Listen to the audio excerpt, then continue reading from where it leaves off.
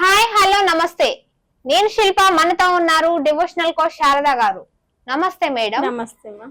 అందరూ అంటారు పెద్దవాళ్ళు, సూర్యోదయంకు ముందే లేవాలి, సూర్యాస్తమయం సమయంలో నిద్రపోకూడదు అంటారు. అలా ఎందుకంటారు? అందరికీ తెలిసిందే కదా నాన్న. ఇప్పుడు భగవంతుడు బ్రహ్మ ముహూర్తంలో ప్రయాణం చేస్తూ ఉంటారు అని అంటుంటారు కదా. బ్రహ్మ ముహూర్తము అంటే మనకి 3 నుంచి 5 వరకు వచ్చే సమయాన్ని బ్రహ్మ ముహూర్తం అంటారు. ఆ బ్రహ్మ ముహూర్తం అయిపోగానే సూర్య భగవానుడు వెలుగు మన పైన పడుతూ ఉంటుంది. సూర్యకిరణాలు లేతగా అప్పుడప్పుడే వస్తుంటాయి. కాబట్టి ఆ టైంలో మనము పడుకున్నాము అంటే మనకి సూర్య భగవాను ఆగ్రహానికి గురి అవుతుంటాం. ఎప్పుడైతే మనం అన్ని దేవుళ్ళలోనూ చాలా చాలా గొప్ప దేవుడు, పవర్ఫుల్ దేవుడు ఎవరైనా ఉన్నాడు అంటే సూర్య భగవానుడే. ఎందుకో తెలుసా? ఒక్కరోజు మనకి సన్ లైట్ రాకపోతేనే ఎంతో బాధపడుతుంటాం. అనేక జంతు జాలాలు జీవితాన్ని సక్రమంగా గడపాలంటే సన్ లైట్ అనేది కంపల్సరీ. ఒక మొక్క పెరగాలన్నా, అది మంచిగా పెరగాలన్నా, మన పంట పొలాలు పండాలన్నా, మనకు అన్ని హెల్త్ బాగుండాలన్నా కూడా సన్ లైట్ లేకపోతే చిరాగ్గా అనిపిస్తుంది కదా. అలానే మనం ప్రతిరోజు సూర్య భగవానుడు ఉదయాన్నే లేసి, సూర్య భగవానులు పిల్లలు ఉంటారు, అశ్విని దేవతలు, వాళ్ళిద్దరు అశ్విని దేవతలు ఆ సమయంలో ఉషోదయ కిరణాలు అంటాం కదా. ఉషోదయం అంటే సూర్య భగవాను దగ్గర నుంచి వచ్చే కిరణాలని ఉషోదయ అంటారు. ఉషోదయ అనేది అశ్విని దేవతల యొక్క చెల్లి. ఆ చెల్లి లేపి ఈ అశ్విని దేవతల్ని రథం మీద తీసుకొని సూర్య భగవాన్ దగ్గరకు వెళ్తూ ఉంటారంట. తండ్రి దగ్గర పిల్లలు వెళ్తున్నట్టు వెళ్తూ ఉంటారు. ఆ సమయంలో ఎవరైతే నిద్రిస్తుంటారో పైనుంచి తథాస్తు దేవతలు ఉంటారు, వాళ్లకు తథాస్తు అనేస్తూ ఉంటారు. అలానే నిద్రపోతూ ఉంటారు, లేకపోతే మృత్యు ఏదో ఒకటి జరుగుతుంది వాళ్లకు చెడు అని అంటుంటారు. ఉదయం కాలం లేయంగానే అశ్విని దేవతలు రథాలు వేసుకొని ఉషోదయాన్ని తీసుకొని ఉదయాన్నే తూర్పు ముఖంగా వెళ్తూ ఉంటారు. మనకి సన్సెట్ అనేది తూర్పు ముఖంగానే వస్తుంది. సూర్యుడు ఉదయించడం మనకు తూర్పు ముఖంగానే జరుగుతుంది. అదే ఉదయాన్నే వాళ్ళు వెళ్ళినప్పుడు, అందుకే తొందరగా లేయండి, బ్రహ్మ ముహూర్తంలో లేయండి, బ్రహ్మ ముహూర్తంలో పనులు చేసుకుంటూ ఉండండి. ఉదయం లేస్తే మీకు అన్ని మంచిగా జరుగుతాయి, లేకపోతే మీకు దరిద్రం చుట్టుకుంటుందని మన పెద్దవాళ్ళు చాలా మంది అంటారు. ఈ తథాస్తు దేవతలు పొద్దున్నేనే వెళ్తారు, బయలుదేరి ఉషోదయాన్ని రథం మీద ఎక్కించుకొని వెళ్తూ ఉంటారు.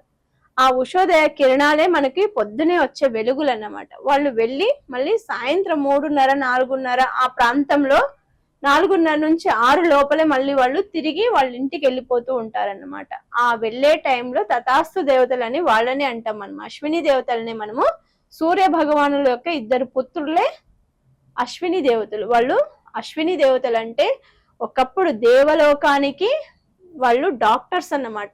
ఎవరికి ఏ వ్యాధి వచ్చినా వాళ్ళు డాక్టర్స్ అన్నమాట. ఇప్పుడు మనకి డాక్టర్ ఉన్నాడు, పీరియాట్రిషియన్ అని, న్యూరాలజిస్ట్ అని అన్ని ఉన్నారు కదా, ఐ స్పెషలిస్ట్ అని, హార్ట్ స్పెషలిస్ట్ అని, ఇలా అందరు డాక్టర్లు ఉన్నారు కదా.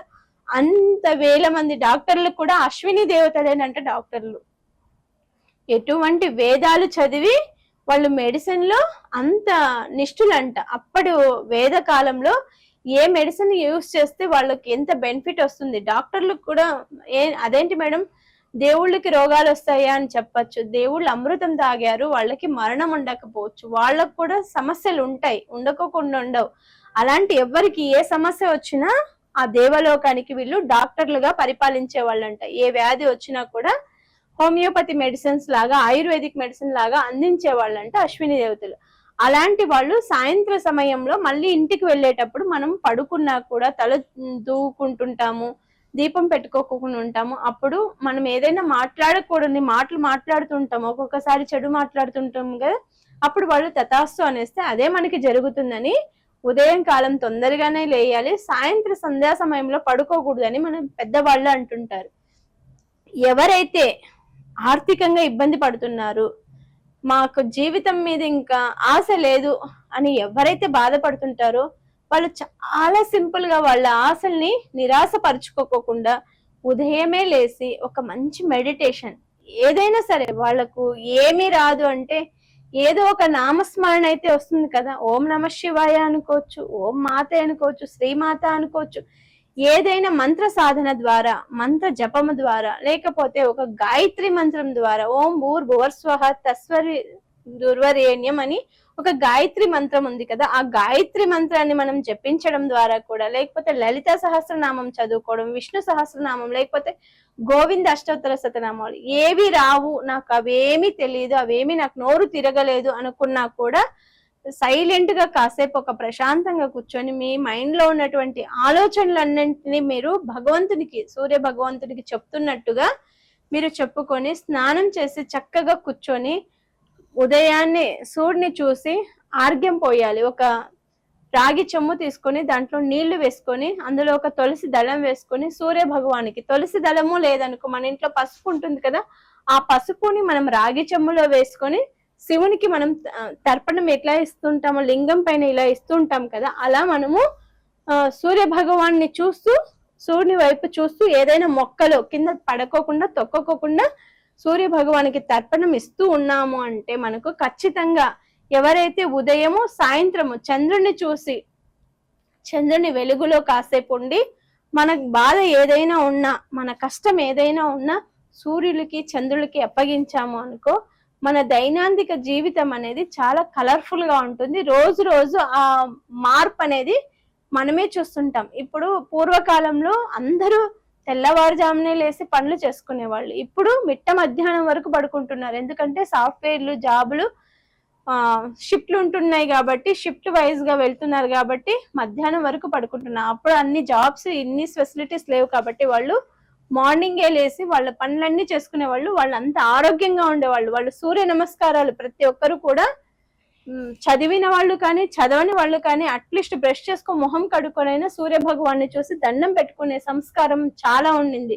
ఇప్పుడు నవేడేస్ మోడర్న్ సొసైటీ అయిపోవడం కారణంగా ఇవన్నీ మర్చిపోయాం. మళ్ళీ పిల్లలకి మనం అందరం కనుక ఇది అలవాటు చేస్తాము, పిల్లలు పెద్దలు అందరం అలవాటు చేస్తాము అనుకోండి, మన ఆరోగ్యాన్ని మనమే కాపాడుకున్నట్టు ఉంటుంది, ఈ విశ్వాన్ని మనము గౌరవించినట్టు ఉంటుంది. గ్రాటిట్యూడ్ అనేది మనకు ఉండాలి. ఈ విశ్వంలో పుట్టాము, ఈ విశ్వంలో పెరిగాము, ఈ విశ్వం నుంచి మనకి ఇన్ని హెల్త్ బెనిఫిట్స్ ఉన్నాయి అన్నప్పుడు మనం ఎందుకు దాన్ని కోల్పోవాలి?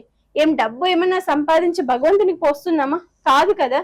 మన ఉన్న ఆస్తి పాస్తులన్నీ కరిగించి సూర్య భగవానికి ఏమైనా పోస్తున్నామా? కాదు కదా.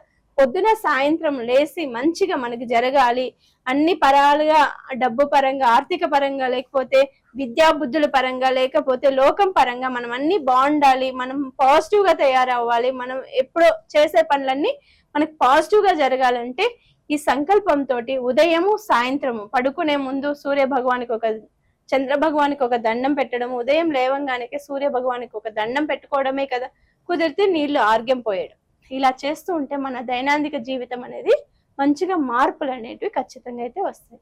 చూశారు కదండి, సూర్యోదయంలో నుంచి సూర్యాస్తమయం వరకు మనం ఏం చేయాలి, ఎలా ఉండాలి, సూర్యునికి ఎలా మనం పూజించాలి అనేసి మనకి ఎంతో మంచి సమాచారాన్ని అందించారు. మీకు కూడా నచ్చే ఉంటుంది కదా, కింద కామెంట్ బాక్స్ లో కామెంట్ చేయండి.